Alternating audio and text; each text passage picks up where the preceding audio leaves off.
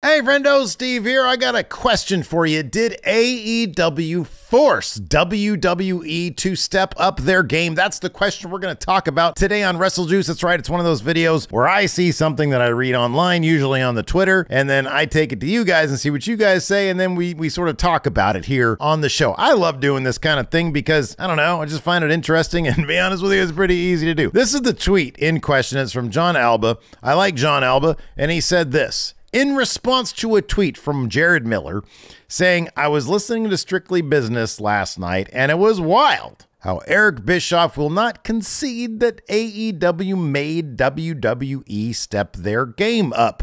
John Alba basically gave him 10 reasons why AEW did, and Bischoff was like, nope, irrelevant. This is part of the 83 Weeks podcast. John Alba quote tweeted this and said, there are apparently a lot of people who disagree with me on this, but it's very obvious to me that AEW's presence in the space made the entire industry step up its game. That's a good thing for everyone. Now, I think there's one thing that I don't think is debatable, and that's, is AEW's presence good for the entire industry? Of course it is. It'd be silly to argue anything else. People in wrestling are getting paid more. They have jobs. There's more places to work, more exposure for other wrestlers, etc., etc., etc., etc. There's like, those are the top of my head. I haven't even thought about that. I didn't even think about that question until I read it there, and I came up with those reasons why AEW is a good thing. All right. I saw a tweet. I was actually watching a Simon Miller video about the negativity that's thrown AEW's way, and I've been guilty of that myself, and that's something I'm always trying to work on, being more positive. But he mentioned a tweet that he saw, and I chuckled because I saw the same tweet, and it said something along the lines of Tony Khan could be on a yacht somewhere doing normal billionaire things, and instead he's not. He's employing a ton of people in the wrestling business. Say what you will about Tony Khan and his, for example, social media activity, or what he has to say in press conferences, or his general behavior, whatever, even his booking philosophy. He is giving money to people in the wrestling industry, and that should be celebrated. That's it. That's it. There's no debating that topic. That's set in stone, okay? If AEW goes out of business, it'll be a shitty situation, okay? Because a lot of people will be out of jobs, and WWE can't hire them all. All right, so that's out of the way. What I'm really sort of curious about is this debate, because I think it's a fun debate to have, because there's no like stakes, nobody's going to get their feelings hurt. We'll go back to that thing. Here we go. Is the presence, the existence of AEW, the reason that WWE stepped their game up? Now, I'll be honest with you guys. This all stems from an episode of Strictly Business with Eric Bischoff. I'm already going to violate my rule about trying to be more positive. I'm not a huge fan of Eric Bischoff. As a character on WCW television back in the day, I kind of liked Eric Bischoff, and I do appreciate that he basically stole a bunch of really good ideas from other places and had one that I can tell really good idea, and that was having Kevin Nash and Scott Hall show up on WCW as if they were invading from WWF. That was a cool idea, although there's some evidence to suggest that he stole that from another place, but whatever. You know, Paul Heyman brought some luchadors in. He brought them over. Paul Heyman had a bunch of people in ECW. Eric Bischoff brought them over. He was really good at taking from other places, which, hey, we all do. All great minds do that. Tony Khan basically built, Vince McMahon. If you go back and look at WWF back in 1984 or 1983, and then you look at it in 1985, it's very, very different. Why? Because Vince McMahon looked around the territories, and he was like, all right, I'm going to steal from you. I'm going to steal from you. I'm going to steal from you. I'm going to steal from you. That's what he did. Stealing is fine in entertainment, in the business of entertainment. Everybody does it. I've said this before.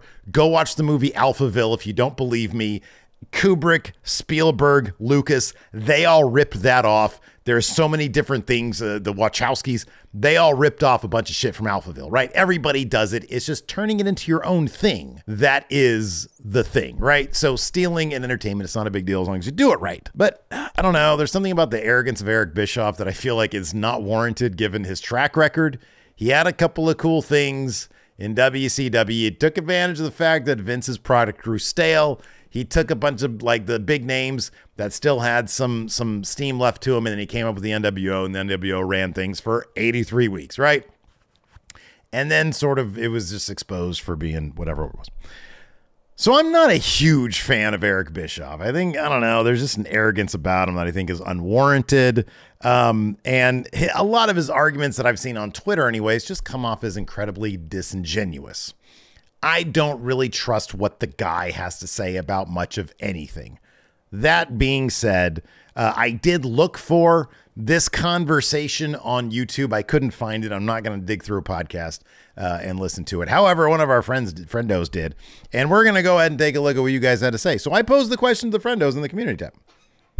You guys think that AEW is the reason WWE stepped their game up? Now, my gut sort of reaction to this tweet was, as much as I hate to admit it, I agree with Eric Bischoff's standpoint. I have no idea what his like actual specifics were, but the general idea of AEW being the reason why WWE stepped their game up, I don't really believe that. That's my first initial gut reaction. I know there are layers to it, there are levels to it, but my first initial thing was no, because in 2019 and 2020, and then up until August of 2021, WWE, while AEW existed, was dog shit.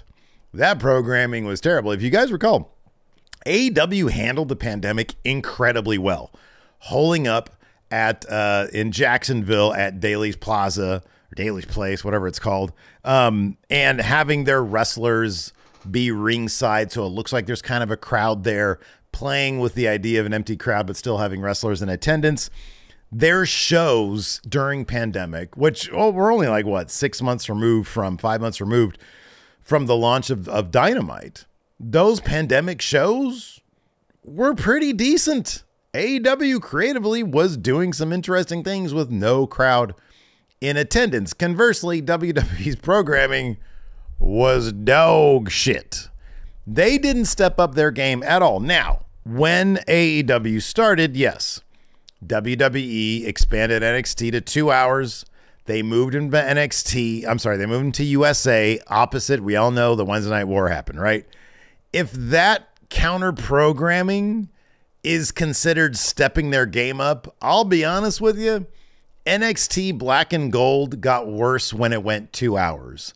It got worse when it was trying to step up its game against AEW. It kind of went, I feel like Triple H was forced into a position once NXT went to 2 hours to try to compete with what AEW was doing, as opposed to simply trying to book the best NXT show he could. I feel in that situation, they didn't step up their game. Did they try to counter program? Absolutely. Using NXT, they did.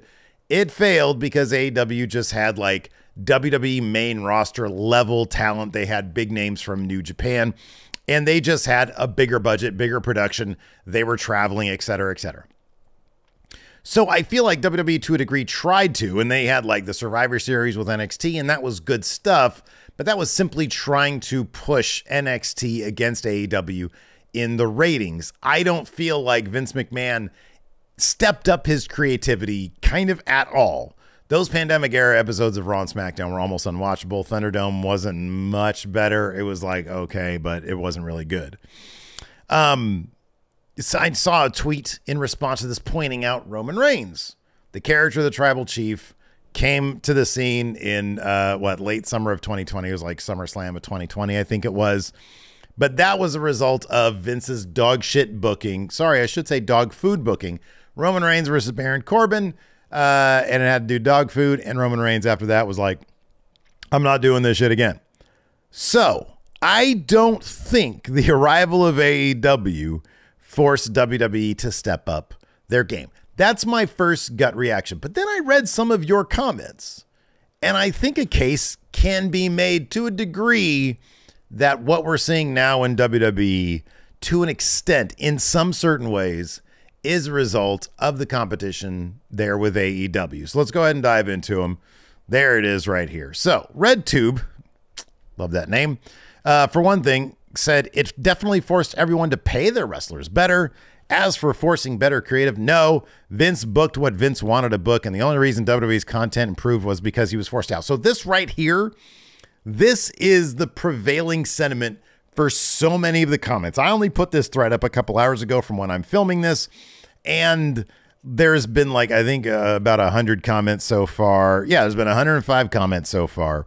The majority of them are kind of like this. The allegations against Vince, him stepping aside and Triple H taking over so Triple H could finally enact things his way. I think along with Nick Khan being a very, very savvy business person, him and Triple H seem to work very, very well together. I think those two in tandem have turned around WWE. However, there is a couple interesting thoughts with regards to this, so we're going to talk about those now. So Billy Battle here actually did say he watched this episode. He says, I believe Eric was speaking from the wrestling business as a whole side of things, meaning that AEW hasn't changed the wrestling business and didn't cause WWE to look at them and say, we should adapt that to our business model. Personally, I'm of two minds about it. It's a yes and no answer, and I believe WWE being bought by Endeavor and Vince no longer in creative largely affect WWE more than the competition from AEW did. This is a really, really good point, and I'm really appreciative of Billy Battle, who actually sat through this and seemed to encapsulate what Eric Bischoff was talking about. It doesn't seem like the wrestling industry as a whole has really changed a whole lot of what they did. Now, I think it's entirely possible that maybe the exposure that New Japan has gotten from AEW, although I kind of feel like most of the AEW fans are already very aware of New Japan, and so they're probably all like New Japan World subscribers. They'll probably check out Wrestle Kingdom, et cetera, et cetera. Kind of like the choir preaching to the choir, whatever. But this is kind of interesting because I kind of agree with this, that it doesn't seem like things are being done different in the wrestling business. I think that's sort of the point that is being made here, and it's kind of difficult to argue anything else. Eastside Review says AEW had a small impact on WWE attempting to step up. However, Vince being forced out had a much bigger impact on WWE specifically. Had Vince stayed in charge, WWE would not nearly be as much of a hit as they are now. This I agree with 100%. All you got to do is look at the Raw after Mania from this year, and oh my God, that show was so bad. And if that was the norm, they would be making every excuse possible to continue to watch AEW, because WWE under Vince over the last couple of years, it was unwatchable. There might have been moments, but they were few and far between. The product was so bad. If you guys remember, me and Larson got tired of reviewing Raws on Monday nights because watching it was a literal headache-inducing. Oh, God. To think of those PC era. When they had Shayna Baszler fighting Lily, God, that was when I tapped out. That's when I tapped out. Nathan Cruz here had a highly upvoted one. So I think it was more the change of creative and behind the scenes power between Vince and Triple H more than AEW forcing WWE to improve their product. A lot of you guys upvoted that, so I read it, but it's again sort of along the same lines everybody else is saying. This is an interesting one from Patrick Cheeseman. Says, I'd say WWE stepped up with their women's division. They saw AEW start to offer good women's matches and didn't want to lose their talent, so better stories were given to more women so they wouldn't leave. Triple H has featured the women a lot more. He's proven that they can be absolutely a draw within the company. And that's something that AEW struggled. It's interesting because AEW, I went back and I looked literally at the cage match rundown of every Dynamite and Collision for 2023, because I noticed on Collision this week, there were 2 women's matches. And if I'm not mistaken, unless you guys want to correct me in the comments, which I'll totally be correct, I'll stand on that. The first Collision or Dynamite of the year, and I'll watch Rampage, but the first Collision or Dynamite of the year that featured 2 women's matches. And it took 12 months to get there. So yeah, I see that maybe Triple H, but I kind of feel like Triple H wanted to show. I don't know if Triple H was trying to prove a point or if he just understood, hey, this would be good business. I assume that he just understands, hey, this is good business. I mean, the way he booked NXT featured a lot of women back in the black and gold brand, and he's doing the same thing here on main roster now that he's in control. So I don't really think that's a way to stick it to AEW. I just think that's Triple H's booking philosophy. There's probably the added like incentive or the added, cherry on top for being able to prove to AEW that, hey, if you book your women a lot and you feature them in prominent storylines and roles, they can draw money. But I think that's probably just sort of, an added bonus, if you will. This was an interesting one from Ronnie Wells. Says PWG, New Japan, NXT probably changed the business more. AEW just came along and copied everyone's homework. So this sort of speaks to my what I said earlier in the episode about stealing from every place. I don't think it's as simple as saying AEW came along and copied everyone's homework. That's a very clever way of putting it. However, the fact is Tony Khan looked at what PWG was doing, like what New Japan was doing. Those are different things. Looked at what NXT was doing. Looked at what Ring of Honor had done, and WCW, and sort of mixed them all into a fairly effective and successful wrestling program. I don't think that's copying everybody's homework, because you got to get the right balance of all that stuff, and he has done it successfully. You can quibble about the creative right now. I think AEW's been pretty decent over the past couple of weeks. I think the Continental Classic has a lot to do with that, and the double storyline's been pretty good too. So I think they're actually closing out 2023 on a pretty decent note. But I feel like this is sort of simplifying things a little bit, and I think it's a lot more difficult and a lot more easier said than done to copy everybody's homework. But in terms of being the seeding sort of, promotions for AEW, absolutely, PWG, New Japan, and NXT, AEW was able to combine all those elements and make something big out of it. So Mark Flay 7152 says that 100% did. Look at people like Cody. Without AEW, he doesn't get signed and pushed like he does. See how NXT were booking while they were head-to-head. So I'm going to take a look at Cody here really quick. And this is actually a really good point. And this is why I think one thing you can actually look at is not just the leverage that wrestlers have now to get paid more, but they're also going to want certain assurances from a creative standpoint. Obviously, Triple H isn't going to be giving creative power to wrestlers, but one of the things that wrestlers really want beyond money, because obviously if you're going to WWE or if you're going to AEW, if you're at the upper echelon, you're going to be getting paid good money. And yes, there are some people out there who just want the bag, who just want all that money. But if they already have that, the next question becomes, creatively speaking, what can you offer me? With all those rumors about Drew McIntyre being unsatisfied creatively, you got to wonder if one of the things he's asking for is, give me good creative. Pitch me what you're going to do with me so that I'm not just doing the same thing over and over again and hovering near the upper mid card and doing the 3-2-1 Claymore.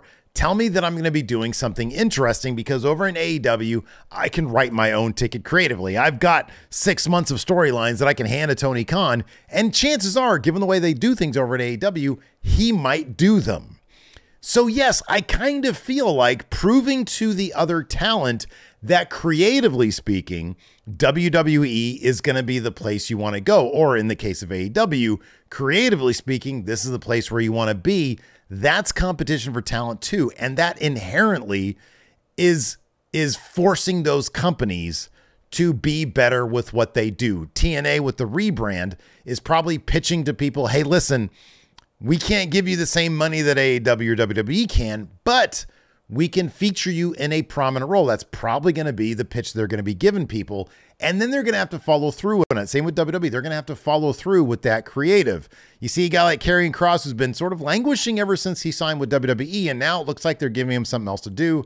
I don't know if that's going to end up being like a faction with AOP or whatever they're going to do.